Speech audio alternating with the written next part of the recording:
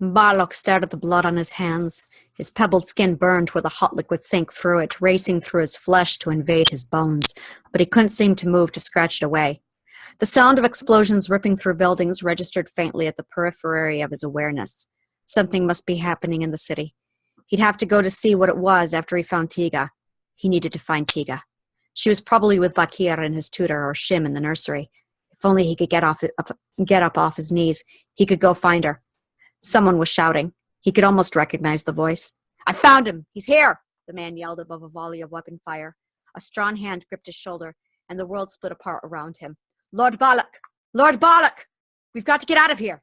The wall to his right blew into pieces, and the officer in front of him stepped to his side to shield him from the flying debris before shaking him roughly. "Lord Balak, get up!"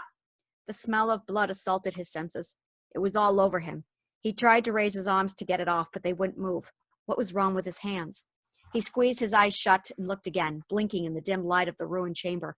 It wasn't his hands he was seeing, but the shredded remains of his wife and eldest son. A wild scream ripped from his lungs as he bolted to his feet and let the bloody flesh fall off of his hands to the floor.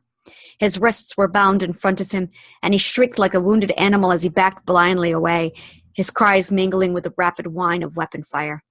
The frantic officer snatched up a knife from the floor and seized his wrists, slashing up through the heavy cord in one swift movement to cut him loose.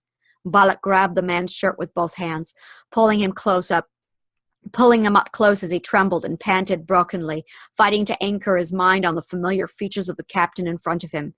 "Jimat," he whispered, slowly easing his grip and staring into the captain's angry golden eyes. He couldn't look down or he would be lost again. "Who did this to you, Lord?" Jimat spat harshly as a dozen elite guards swarmed outside the doorway, taking in the grisly scene. Abruptly, the bombardments and shooting ceased. The smooth hum of vessels preparing for liftoff sounded outside the walls of the palace.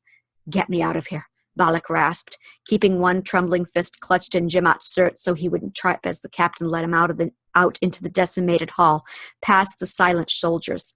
Before he knew what he was doing, he was running, tearing around the bleeding bodies, clogging the wide passage, and through the demolished entrance out into the open grounds.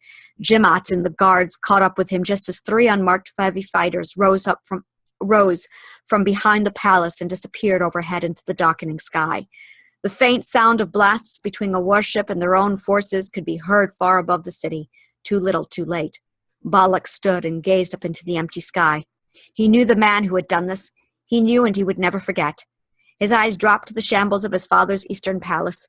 "Burn it down," he ordered as he turned and walked away into the night.